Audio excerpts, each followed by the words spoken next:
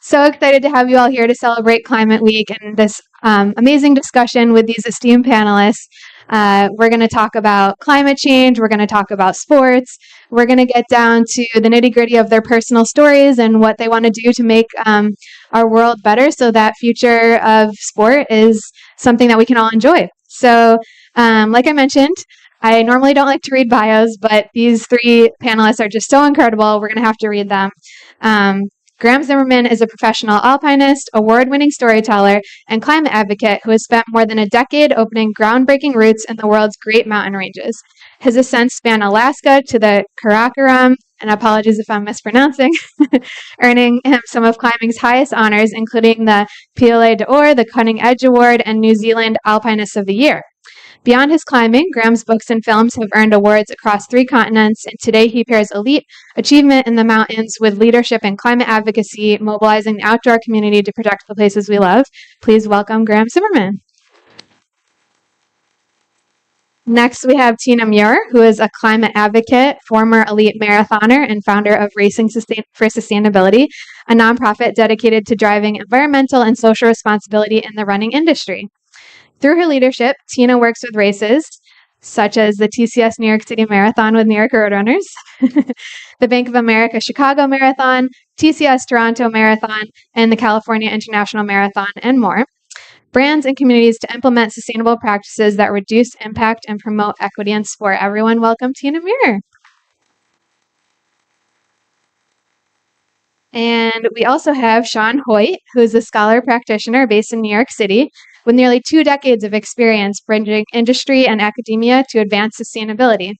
He has led impactful initiatives in the energy sector focused on reducing emissions and expanding clean energy access, particularly in underserved communities. Shaun holds degrees from Manhattan College and Columbia University, where he serves as an adjunct professor and advisory board member. He co-designed and co-teaches the course Sustainability in Sports, Theory and Practice, which I need to visit because that just sounds so incredible. I'm very excited to check it out. And is the director of the Sustainability, Energy, and Entertainment Network at Columbia's Climate School. Through SEEN, he fosters cross-industry collaboration to drive environmental action through sports, music, and media. Everyone welcome Shaun Hoyte.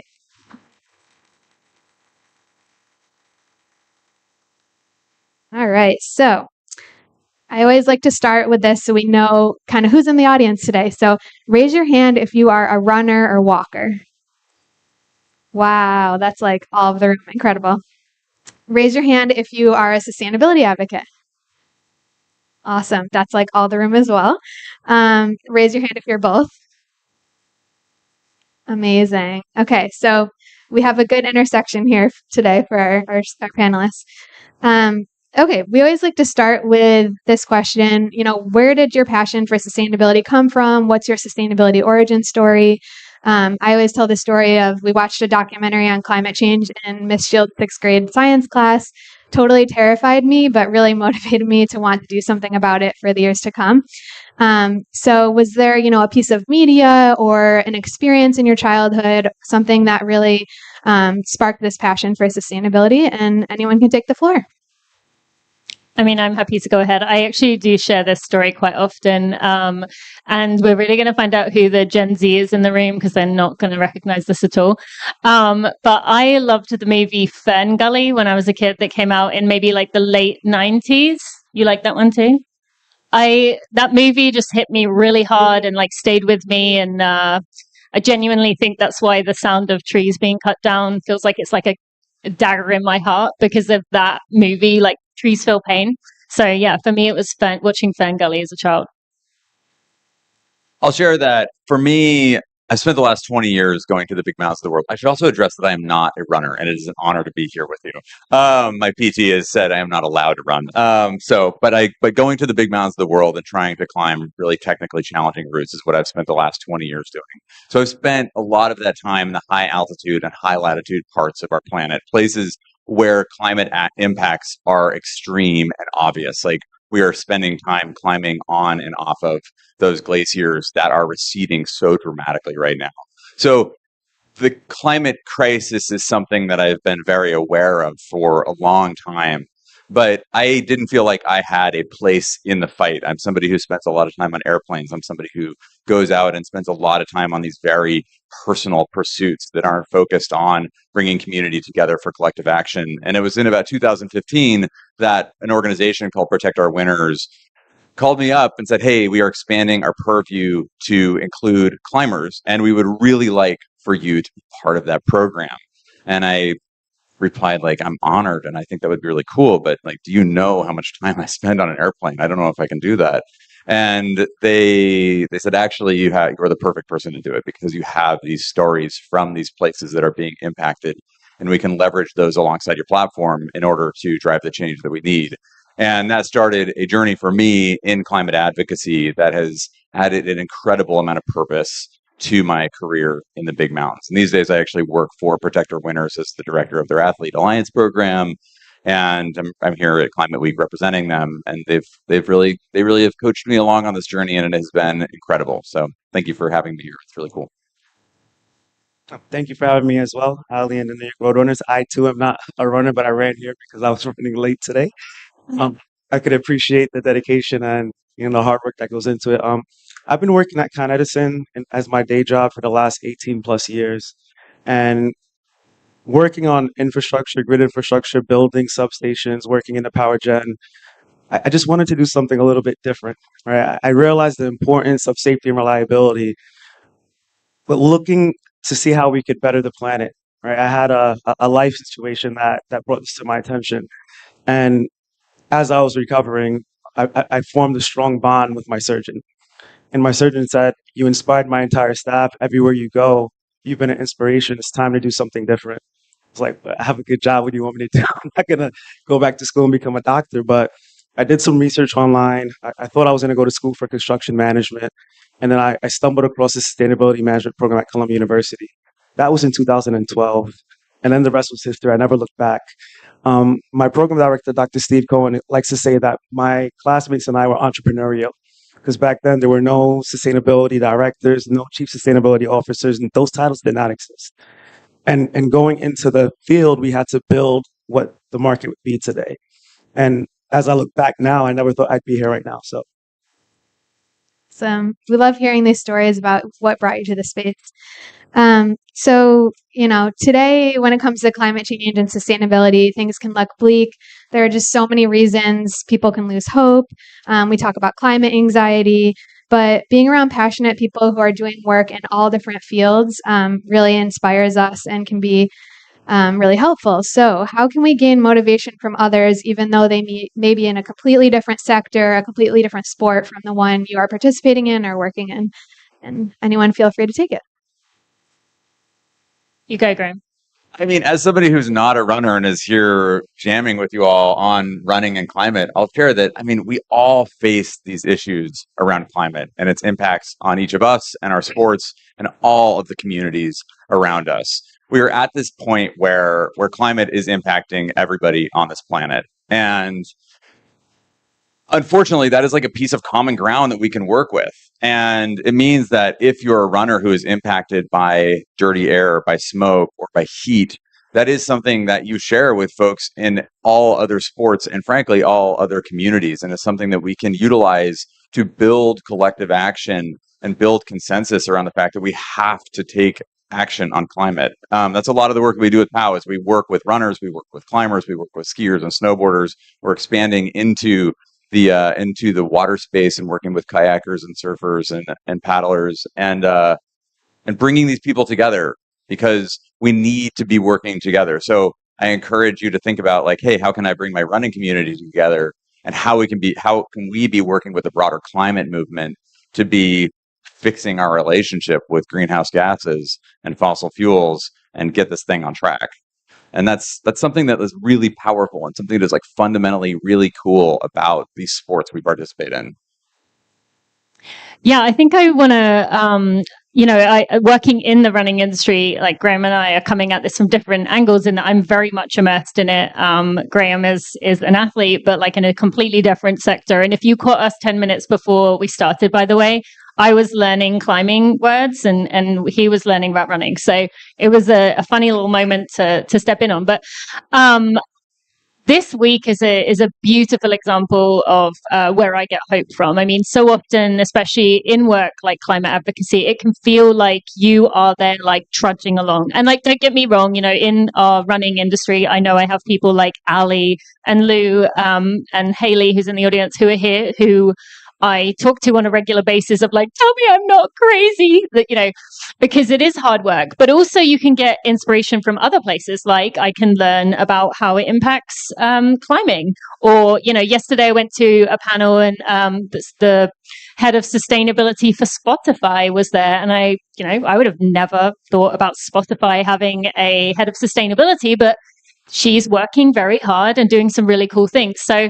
I like to look all around because it reminds you that while it can feel very isolating and alone, and our individual changes don't matter, when you think about all the people in the various sectors, it can inspire you to keep going, that there is a community of us that are pushing forward. And I would just add that I think we all need to take our inspiration from nature, right? Animals, different cultures. Tina shared a image of cement, and on the cement was some moss similar to this wall growing over it. So nature overcoming what we've built as people, as humans that have harmed the environment and the planet.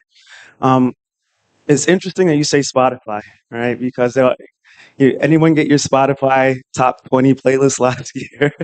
I'm not going to tell you what was top on my list, but it had to do with the environment and different sort of um, concepts that shine through, because there are songs that artists have been putting out that you may not even know have to do with it, right?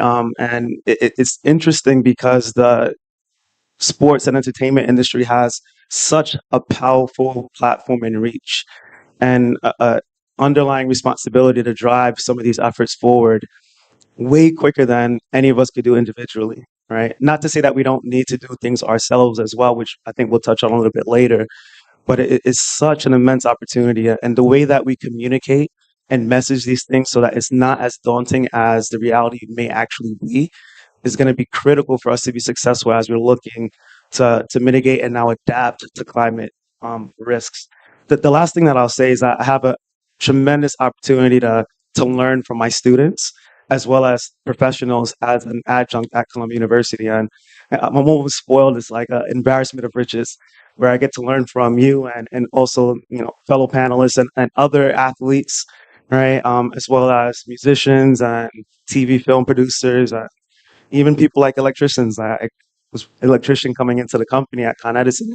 Now I manage millions of dollars of incentives for customers. So it's pretty exciting time. It's equally daunting. Can I just add, yesterday I was at a group run and a woman came up to me and she said, I emailed you a few years ago asking questions about sustainability for her thesis or something.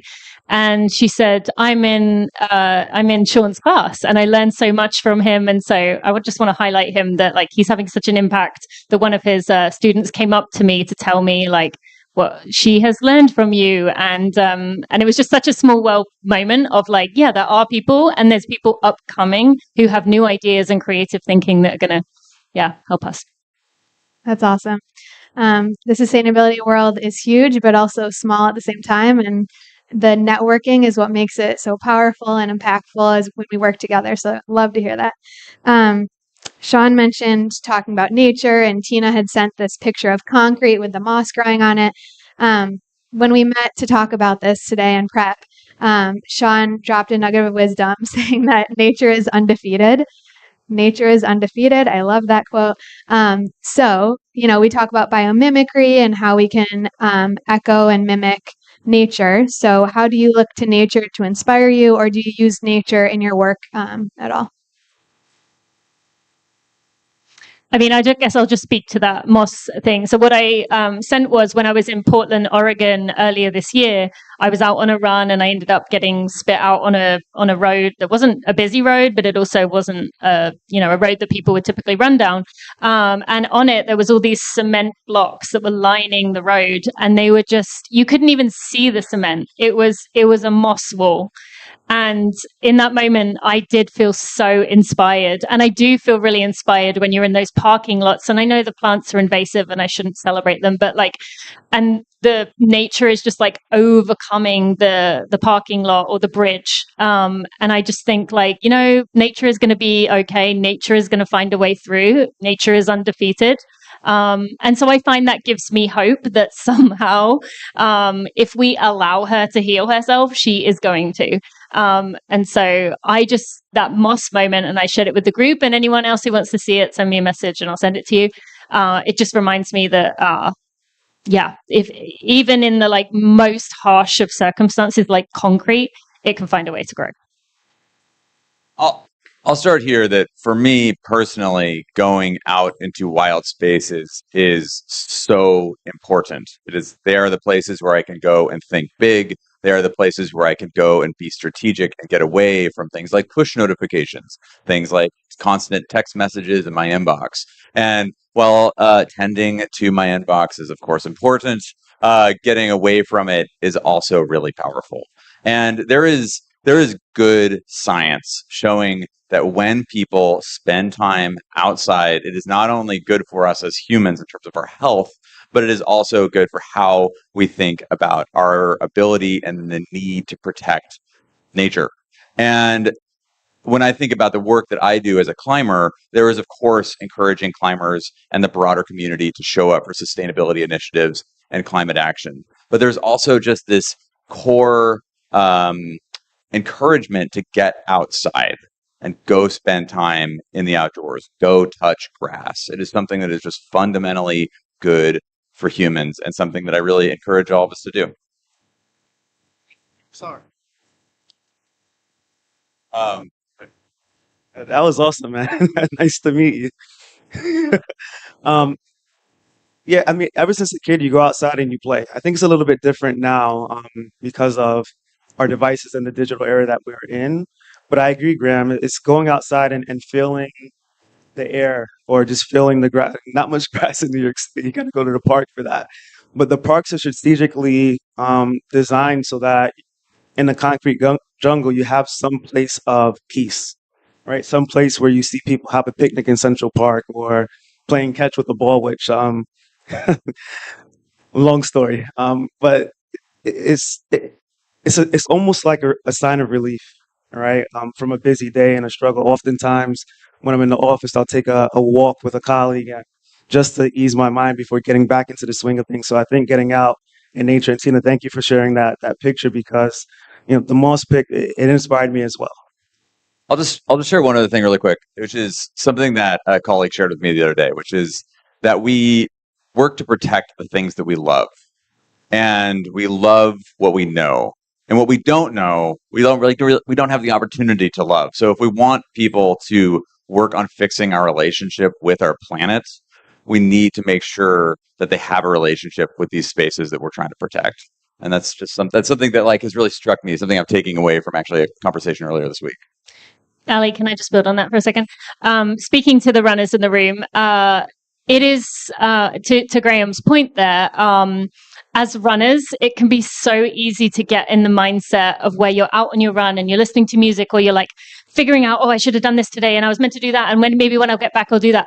And you might be running in somewhere like Central Park, which, as mentioned, is one of the only spaces where you are immersed in nature. And so one of the things I often tell people, even though when I speak to a group, they often like hide their head and are like, oh God, she's going to say to me like, never fly again. I actually often just tell people the biggest thing you can do. And I know there's some people in the room who heard me say this literally last night at the Front Runners Fun Run. I said one of the biggest things you can do is like listen to nature and look around at the trees while you're out on your run. So to those runners in the room, even if it's one day a week, even if it's 10 minutes of every run, connect with nature, take in that moment, because to Graham's point, that will push you towards like making changes in your life, thinking about what you can do because you care. And so, yeah, wanted to add that reminder. Yes, I always love Tina's reminder to go hug a tree. It always is helpful. So if you leave today and you want to just go hug a tree, go for it. Get go out there in the park and take in Central Park's beauty or any of the other parks around. Okay, so going, on this theme of, running, walking, climbing, or outdoor sports, athletes today obviously are being affected by heat and air quality issues. It's no secret. Races are being canceled. Runners are suffering from heat exhaustion. How do we work with runners and climbers to really tell their stories in an authentic way? And how can they engage to really create a positive impact with their personal stories and experience? She said runners and climbers. How about I start with a story, and we can include you as well. But I could just take you climbing. Okay, so how are we impacted by climate, and how do we leverage those stories? Let's start with a story. So in 2021, I was up on the southwest side of a peak called Chogari, also known as K2, which is the second highest peak on the planet in the Pakistani Karakoram. And it was a trip where I had the right partner, we had all the right stuff, we were terribly fit, and we were well acclimatized, and it was go time. It was time for us to actually go and climb this route, which is something we were very, very excited about. Putting up a first descent on K2 is like a pretty big deal in my world. And we climbed for about 3 days. The climbing was going well, and we got up to about 7,000 meters, which is 23,000 feet, which is pretty far up there. And as you think about the clothing that you would expect to be wearing at 23,000 feet, you're starting to think about like the puffy suit. These see folks in kind of the Michelin Man suit up there, and that was our expectation. But instead, we found ourselves in a lot of heat. It was about 42 degrees Fahrenheit in the shade, and it was very sunny. So outside of the the bits of shade around, it was very hot. I was literally sitting there in just my long underwear, sweating away. And what that does to the mountain, a big snowy, icy mountain like that, is it makes it fall down. And we were very fortunate that we were out on a prow on a small ledge that was away from the line of fire of everything that was collapsing off the mountain above us. But we sat there for about 14 hours and watched this mountain fall down, which was terrifying and quite intense. But also, it was just this really, really clear demonstration that the climate crisis is in fact affecting our entire planet.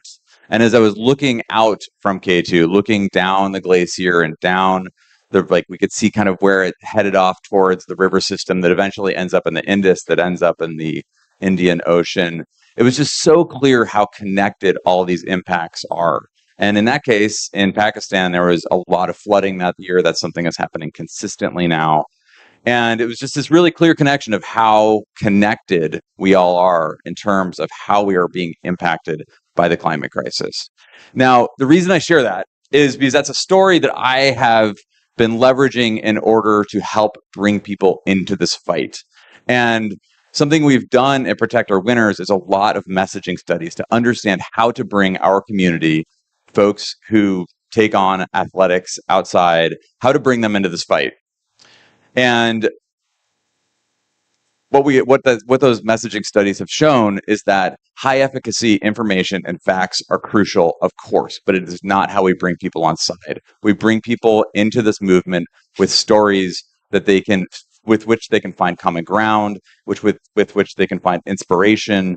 And as folks who are running, as folks who are getting out, as folks who are being impacted by dirty air and heat, you have those stories. So as we look out at our outdoor sports community around this country and around this globe, this is a group of folks who have the tool that we need in order to drive the change in the world that everybody needs, which is decarbonization, systemic climate solutions that create a better relationship with our planet, and clean air and clean water for everybody. So this is one of the reasons why I get so fired up talking to groups like this, is that not only are you people who we need in the movement just generally, but you also have the tool that is most effective for driving this change and building this movement. So as you think about how you are impacted by the climate crisis, think about the stories about that, how you can leverage those with your communities, with your friends, with your family, in order to bring them into this movement. That was really good. Thank you. I'm going to add for, again, the runners in the room, and I'm going to specifically speak to the people who maybe don't see themselves as climate activists or are someone who's like, well, you know, I'd like to do more, but I'm not sure where to start. What I'm going to remind you is, okay, so I'm sure we have some people in the room training for the TCS New York City Marathon. Anyone running? Yep. Got a few hands here, and probably some people online. The TCS New York City Marathon is in November. We are in the northern part of the US.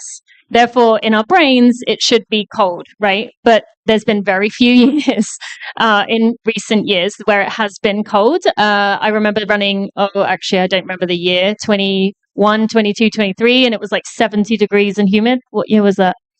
22. And it was particularly warm, and it is likely to continue on that progression. So I want to remind runners that even if you see yourself as a climate advocate or not, it is going to impact you, as is the air that we are breathing in. But you know, your goal race, you cannot achieve your goal no matter how well trained you are if it is 85 degrees outside. So I want to remind runners that while it might not feel like it's your area, or you may not feel like you have the skills to speak to it, find some way to weave in a story about your training and how every long run has been really hot, and every week you have struggled because you're just waiting for it to cool down and it hasn't been. So heat and air in particular are affecting us as runners, and find some way to weave that into your community conversations, even if it doesn't feel like it's to the level maybe that the three of us or the four of us might be speaking to. I got a story to tell too. I think that this could apply to anyone. So this football that I've been carrying around for the last 2 days, had an event at Columbia 2 days ago, and wanted to explain to the audience that you protect what you love. That's what you said, Graham, right? So NFL players, they protect this football at all costs. It's the most important part of the game is making sure it's protected so that they could score, so that they could win the game. And if for any reason they drop a pass or if they fumble, then oftentimes they'll walk around with this football to practice, to their meetings, to dinner, to lunch, as a sign of accountability to earn the trust back of the organization and the trust of the football. And I challenge the audience to think of the football as the planet, but we fumbled. And we're here this week because we want to protect it, to learn, right, how to protect the football, to go to coaching, to go to classes, to learn from industry experts. And then when you think about extreme weather, like Graham experienced on the mountain, or like runners experience when it gets hot, those are those linebackers coming to take that football from you, right? So making sure that you're prepared for that and guarding it with your existence. You know, if a football player could do it for a game, then we could do it for where we live. Unfortunately, I dropped the football 3 times after that event. So now I'm carrying it for 3 days. I love that. I love a good sports analogy. That is perfect. I also want to say, like, we're here at Climate Week, and there's a lot of talk of like technical solutions for climate. And I'm coming away, like you were saying, you gain a lot of optimism while you're here. And that is something I am deeply experiencing, which is super cool. We have so much of the technology that we need in order to fix our relationship with this planet and move away from the combustion engine and move away from burning fossil fuels. And the thing that I haven't seen as much of, and one of the reasons I'm really excited that we're here, is people here to drive this movement. Because a really important component to this work is building the cultural will that will drive our democracy to get off of fossil fuels faster. And that is something that athletes are really, really well positioned to do. And it is something like, I think it is really easy to be here and be like, oh, wow, like people are doing this amazing work to like decarbonize cement. That is amazing. That is a really hard part of the problem. But like those folks can't do their job if the American people are not fired up on supporting them and making sure that they demonstrate that with their vote, with their voice, by calling their reps, and really making it clear that, hey, this is a huge problem and this is something we have to take care of. And that's like, I think fundamentally what we're here to talk about is like, how do we drive that cultural shift towards giving a shit about climate and letting folks know and like using our stories in order to drive that culture shift.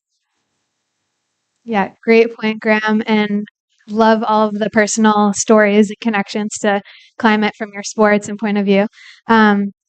So, speaking of the technical conversations happening during Climate Week, you are all subject matter experts in your areas. And how do you kind of catch yourself when you're too far in the weeds? The audience's eyes are glazing over, and you're getting confused looks. How do you kind of make the technical understandable? I think it's a big part of my job is making the technical relatable. We get really wound up in jargon and acronyms in our industry lingo, and the way that we tend to do it is just to center it around what we could all relate to. And in our industry, in the energy industry, it's around health outcomes, right? In sports, athletes want to make sure that health is at the top of their list. I think that we could all resonate with health. So when we're trying to incentivize customers to adopt energy efficiency technologies, oftentimes historically we'd say save energy, save money, right? We're coming from a place of scarcity instead of transitioning to a place of abundance, right? Have control of your space heating and cooling or comfortability or indoor air quality, increasing that value. And I think it's critical, right? Making sure that you're speaking to someone and meeting them where they are and using references so that they can understand like a tangible, like a football, right? Even if you're not an athlete, you understand what that could mean. So it's being creative and then also making sure that, moving from, I guess, making sure it's also practical, right? Because a lot of the goals that we set seems so overarching and hard to reach. But you start with small steps and teach that person how to take those steps, and then it'll accumulate to hit the goals that we're trying to achieve overall. I want to that point, just shout out New York Road Runners here for doing exactly what you're talking about, of just continuing to build every year, every season, driven a lot by Aly, by Kelly, by Erica, by Lou, and their team. But that is a beautiful example of like, don't try and do everything, but let's each season try and build up from that. And then I want to speak to that in terms of what Shaun was saying about meeting people where they're at, speaking to what is important to them. To runners, as I mentioned before, it is saying your marathons in November could someday you're running them at 90 degrees. Maybe I've heard the CEO of New York Road Runners, Rob Simmelcare, speak to maybe someday all the marathons will happen in January, February, because it will be the only months that are cool enough to handle them. But it applies to all other sports as well, of like, if someone is a baseball fan and they love to take their kids to a baseball game on a Friday night, how is weather impacting their precious baseball games? You've got to like speak to what is important, and other than learning to like read eyes in the moment of where they're darting off to, of how much attention I have being paid, which I've learned over time what to hone in on. I think in general, as Shaun mentioned, it's just speaking to what is important to that person. And then from there, you follow that conversation. So a big part of my role at Protect Our Winners these days is coaching professional athletes from the outdoor sports community on how to leverage their stories in the climate fight. And the two biggest hurdles that we run into for getting folks online for being climate advocates are their perception that they are imperfect when it comes to climate, particularly when it pertains to their personal carbon footprint, and their perceived lack of expertise when it comes to climate solutions. And that's something that when we talk to folks more broadly about the climate fight are stumbling blocks for many folks. So I just want to like directly address both of those. Firstly, in terms of having a perfect carbon footprint and that being something that we need in order to be climate advocates. We live in a country and a world that relies heavily upon the burning of fossil fuels in order to power everything that we do. So if we are going to do anything, it is more than likely going to require a carbon footprint. We have to do a lot in order to solve this problem. And that means that we are going to have to like get on flights and go to events. We're going to have to show up with posters that we print. We're going to have to use our running shoes that, over and over and over again in order to go on these runs, to build these stories, to drive this change.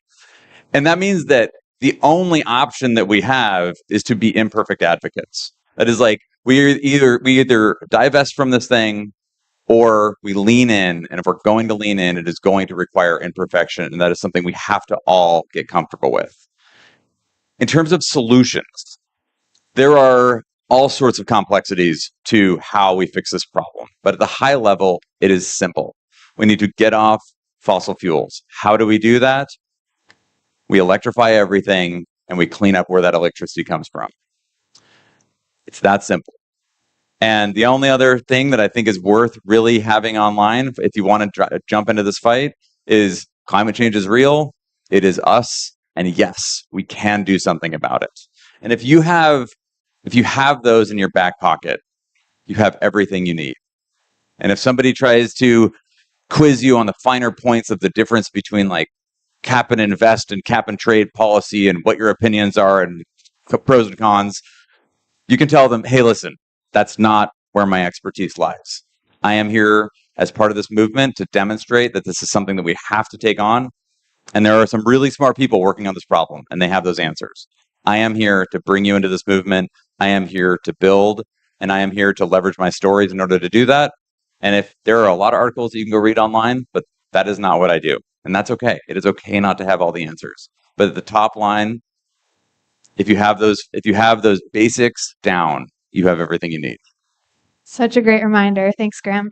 All right, we have 2 really rapid fire questions. So I know it's hard to keep it to a couple sentences, but really quick so we can leave some time for Q&A here. We are now 38 days out from the TCS New York City Marathon, not to stress out anyone training, but really excited to be in marathon season here. And so for your areas of expertise, running the marathon, teaching about marathon, a couple sentences on, anything behind the scenes or anything you'd like to add about the marathon.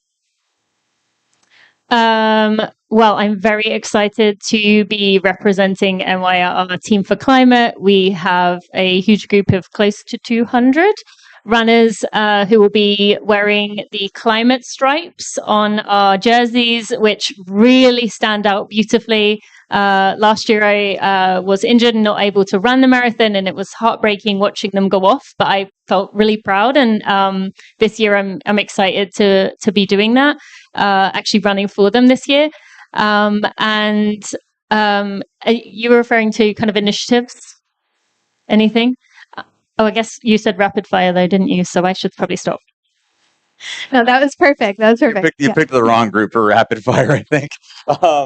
I am not running the marathon. That said, Protect Our Winners is an official charity partner of the marathon this year, which is something that we are very, very excited about. We have, if anybody knows the groups Death Cab for Cutie or the Postal Service, we have Ben Gibbard and Dave Deeper from, Dave Deeper is from Death Cab, and we have them running the marathon with us and fundraising and leveraging their platforms to drive climate action. This is something I am very excited about, and I'll tell you why. Because I think that runners are a really, really important part of this fight. I think that there are a lot of runners in this country, first off. There are a lot of runners in this city, and running is a very community-oriented sport. And it is a sport that is being dramatically impacted by climate. And that means that this is a really, really powerful group for us all to be organizing in. And for POW to have a lead role in doing that with the marathon is something that we are very, very proud of. So thanks to you for having us. Really excited to have you and partner.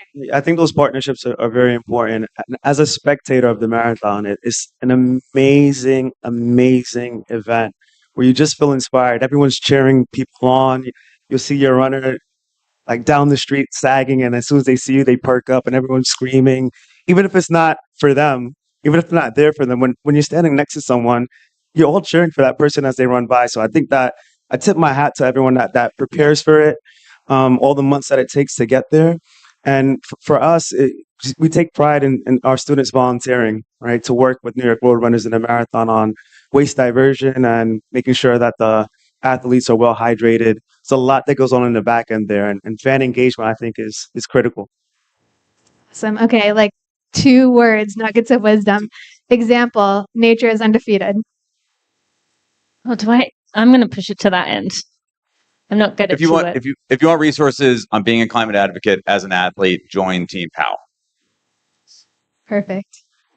I mean, there's dolphins in the Hudson River, right? Nature's undefeated. What it means to me is that it's going to withstand anything that we do.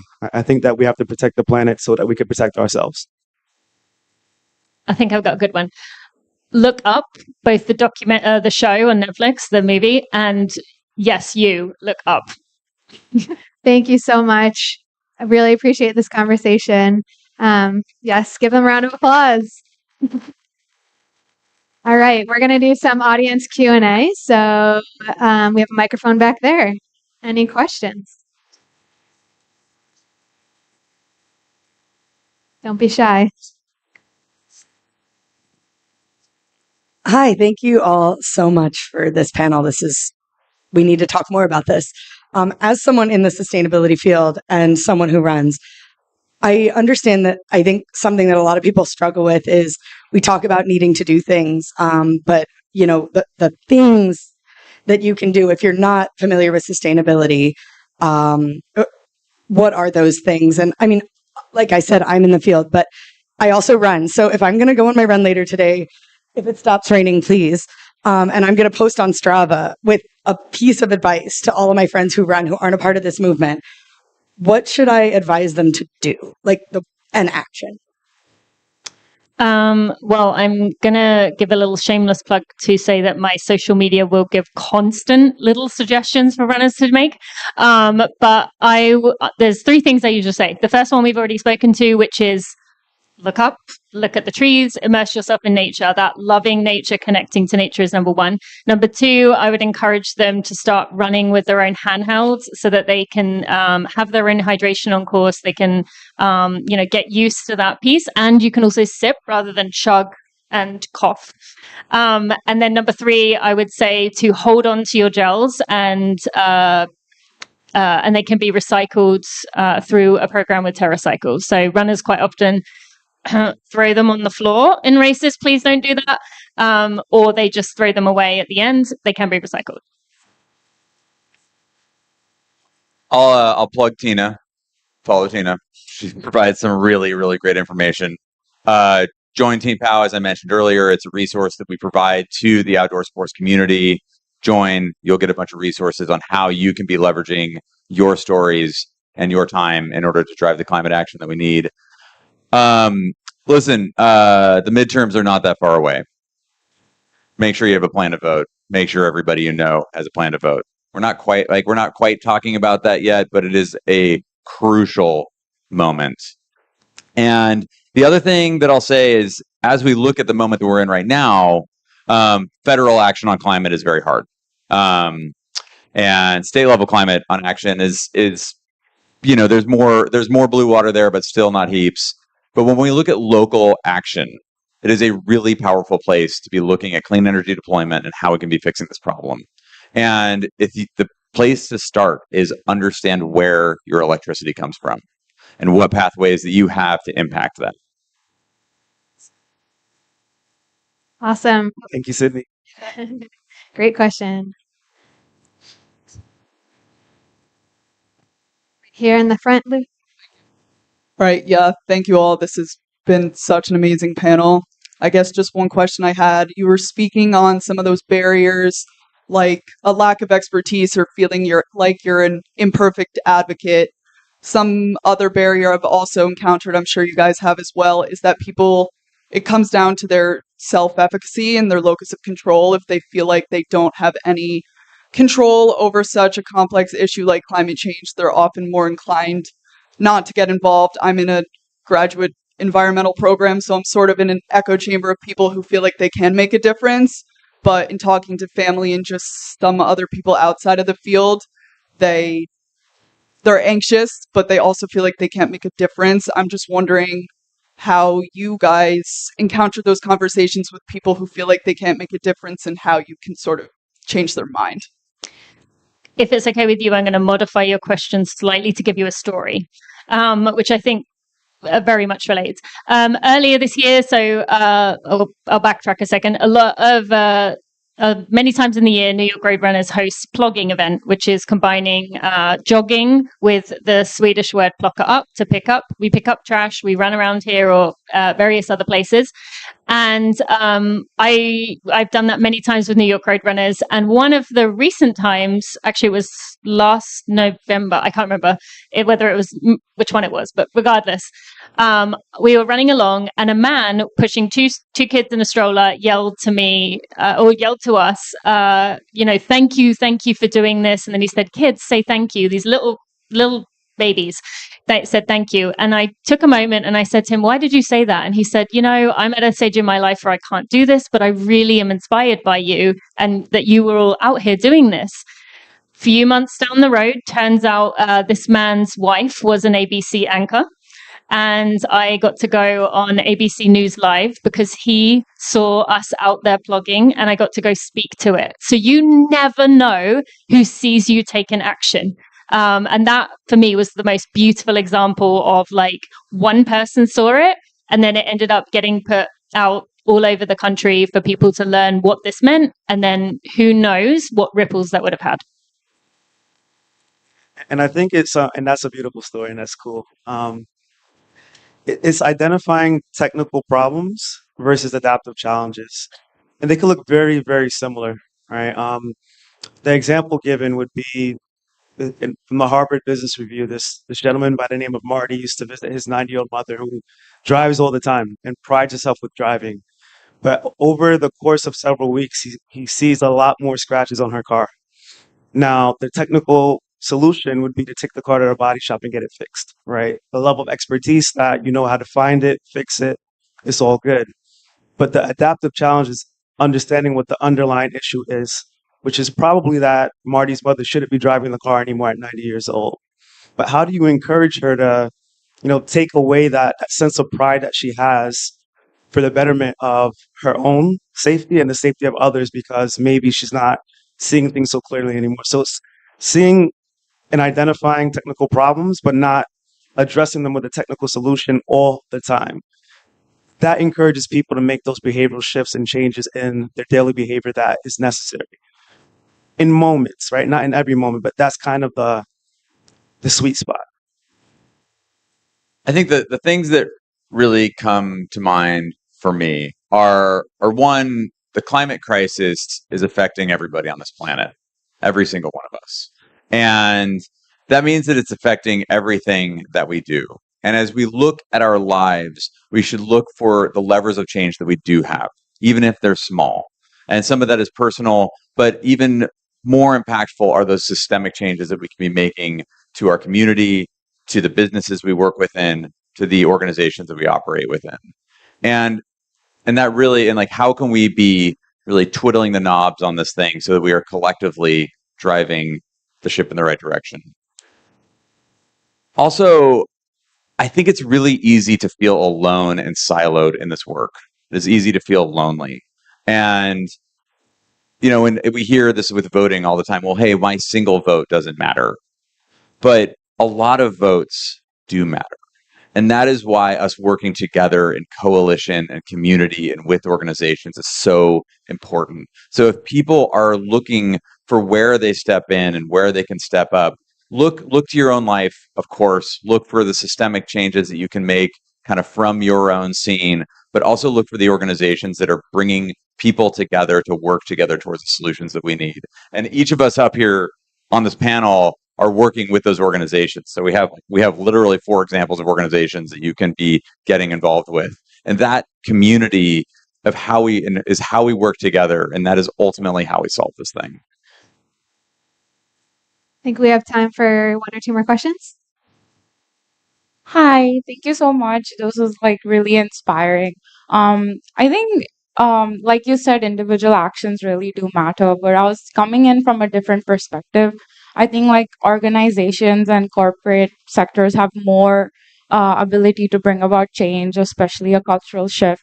But however, like to make a sustainable change, they take a really long time to implement. So I was just wondering if you have any suggestions for organizations or corporate sectors to do that could bring about immediate change.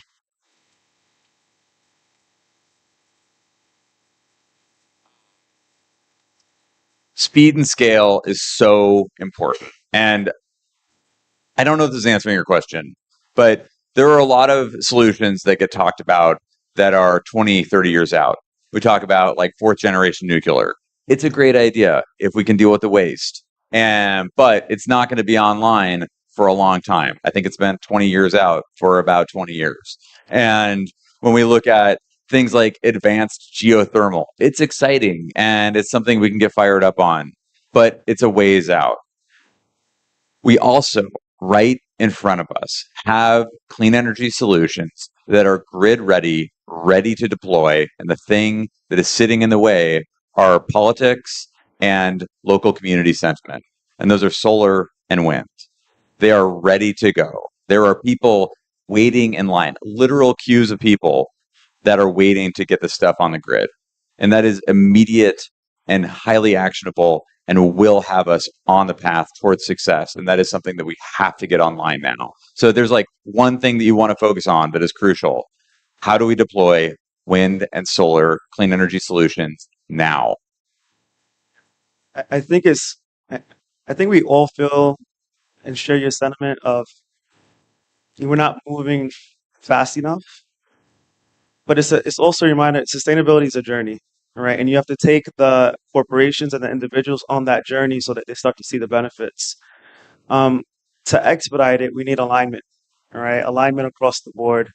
Understanding that individuals prioritize different things, corporations, whether it's at the federal level, at the local level, corporations in business, or individual actions.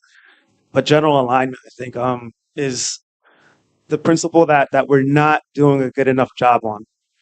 And once we get there, then organically you'll start to see things speed up. Can I say something really quick? I'm just going to follow up on that. Sorry, Tina, to jump in front. But I think that something that like we talk a lot about, like how this isn't going, it's like climate is in this really hard spot right now. The economics of the clean energy transition are like happening. Like if we had 50 years to just kind of hang out and wait for this transition to take place, it would. Like that's just like where things are trending, even with all of these headwinds that we're currently experiencing in the United States. The problem is that we need it to happen faster so that we stay below certain thresholds of temperature rise, which is fundamentally how we protect frontline, fence line communities. So like things are trending in the right direction. And that is happening. We just need speed and scale on those transitions. And communities utilizing their voice to demand that we get barriers out of the way to the deployment of that clean energy is such an important part of driving that speed and scale. And that is like why we are here talking to community, because that is what we need. Like we live in a democracy. We need to demand that action at the local, state, and federal level. And fundamentally, like that's what we're here. And that's why we're here, because like that immediate action is like right in front of us and we can speed it up. We just like need to get people really noisy on this thing and prioritize it so that we can make that immediate, fast scaled action happen. And I think I'm going to go in a slightly different direction, which will build to what Graham is talking about there and what Shaun said. And firstly, I just want to send love and compassion to anyone who does work at a corporation and is working in sustainability. Like that is a hard job to be working in, especially right now. And so a few things I would say are, all around, find some kind of sustainability champion. Maybe that is you if you are working at a corporation or you have some kind of role where you get to be that voice within the company that says, hey, we need to consider this, or hey, can we do that? But I would also say, what can you do? There's plenty of corporate events. There's plenty of situations where the C-suite people are in the room. And if you can get someone who can share stories, who can make it personal, who can make these people in the room, make it real for them. And especially those with kids, so they put the dots together of oh, that's my children who are going to be living in that world. And so I would say, find that sustainability champion, or if that is you, how can you get ways to weave in stories into, the work that you were doing? Because those of us who work in this, and most in the room, when you come at people too hard, they can almost go the other direction because they get overwhelmed. So, yeah. Great question. Any others from the audience? Okay.